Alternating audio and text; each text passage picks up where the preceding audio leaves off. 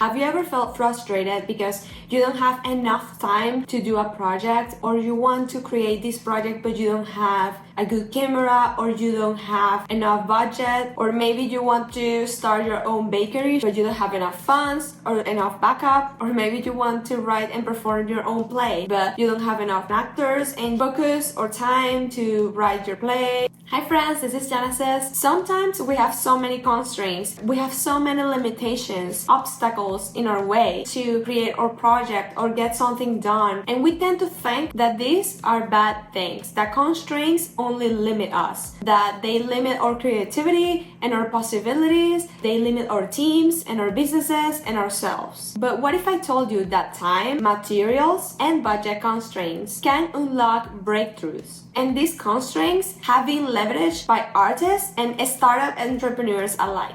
There is definitely power in your problems, because a problem is what generates a solution. If you are a startup founder, you want to create your own startup, your own business, you want to be innovative, you want to create a new solution for the general public, but you just sit in there and think that you can do anything, you really won't know where to start. Just think about it right now. You can do anything. Right now, you can do anything. What would you do? You're basically blank. There are so many possibilities, but if you constrain yourself and think about, okay, but how much time do you actually have to execute this? What is your actual community with actual problems that surround you? What are your problems right now that you maybe can offer a solution for? What's your budget? Maybe instead of hiring a team of 100 people, maybe you start hiring 5 people or 2 people, or maybe it's just yourself. How will that change the tools that you are going to have to use and are going to have to learn and adapt? The same way in design school, if you say, oh, okay, you have to design a logo and you can do whatever, anything, that doesn't really give you that much of a hint or a clue. That doesn't really help you at all. Usually when we start like that, we end up with results that don't really solve any problem. But if you start with your problem and your limitations, if you start with those constraints and think, what are the tools that I have to design this logo? Do I have a software for designing? Does it have to be hand-drawn? Does it have to be 3D? Does it have to apply to print? Is it going to be a digital logo? Can you use gradients? Because if it's only going to be digital, gradients are completely fine and are completely fun. But if it's going to be printed, gradients can be tricky depending on the printing method that you want to use. For example, if it's going to be printed on t-shirts, that's one thing, but then another limitation could be if you want to print it on hats, or if you want to have it embossed or handcrafted technique. Maybe you do have an option for each of those, but those constraints are going to help you and are going to give you clues on what to do and what would be the best way to design something and create something and innovate. Other constraints are, for example, location. If you are an architect and you need to design a building, you need to know where you're gonna design it. You cannot just randomly create something out of nowhere unless you're literally designing in the desert, but still you will have to figure out the environments. What is the material that's most suitable for the place and the location that you're gonna build that building or design that building? Do you have government regulations? Do you have a height max? Do you have a width max? Do you have any impediments on using some sort of glass or metals? Maybe you can only use some sort of woods. Maybe you have a building that's already existing, but you have to extend it or modify it, but you cannot modify part of it because it's a cultural patrimony. Are you designing it for a business? Is it a school?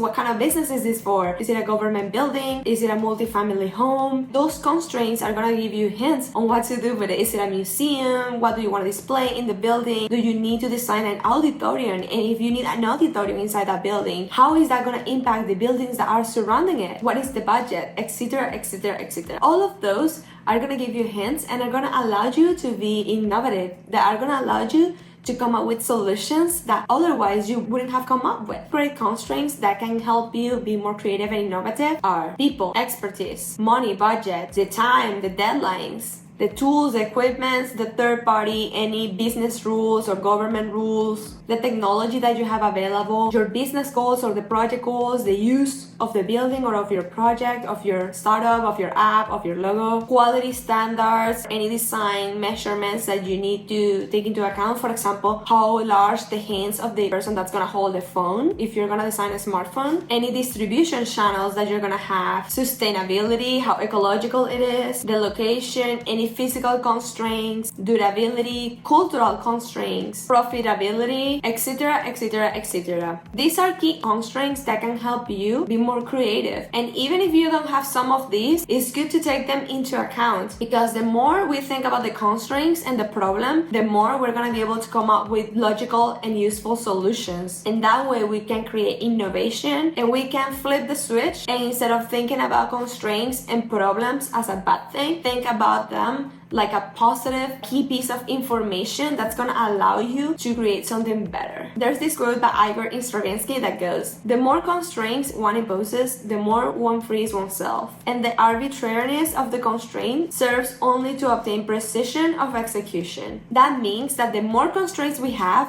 the more specific we are gonna have our app to be. It's gonna fit better the market, it's gonna have a better design, it's gonna be more useful, etc. Constraints can also help us be more efficient. Jeff Bezos is notoriously famous for his 2-pizza rule. Keep meetings small enough that you can feed the attendees with 2 pizzas. This makes the meeting more effective, more manageable, which gives Amazon speed because there's less people required to make decisions, and more effective because everybody has the possibility to speak. Also, at the beginning of Amazon, Jeff Bezos wanted to do an everything online store, but instead of selling everything right away, he went for the minimum viable product, which was books, and that way, with that restriction, he decided to go with a constraint that allowed him to expand the fastest, to have also a product that's non-perishable, that's easier to transport, that's small, and that was the best way to get it started. And that constraint allowed them to have some success and to grow with Amazon until it expanded to what it is today. Constraints breed resourcefulness, self-sufficiency, and invention. There are no extra points for growing headcount, budget size, or fixed expense. Amazon leadership principles. Constraints are really great. They make us challenge ourselves, they make us be more effective, resourceful, and more innovative. I hope that this helps you for growing your business, or for your startup, or for your art, or whatever you're working on. Follow for more marketing, business, and self-development content. Thank you so much. Bye.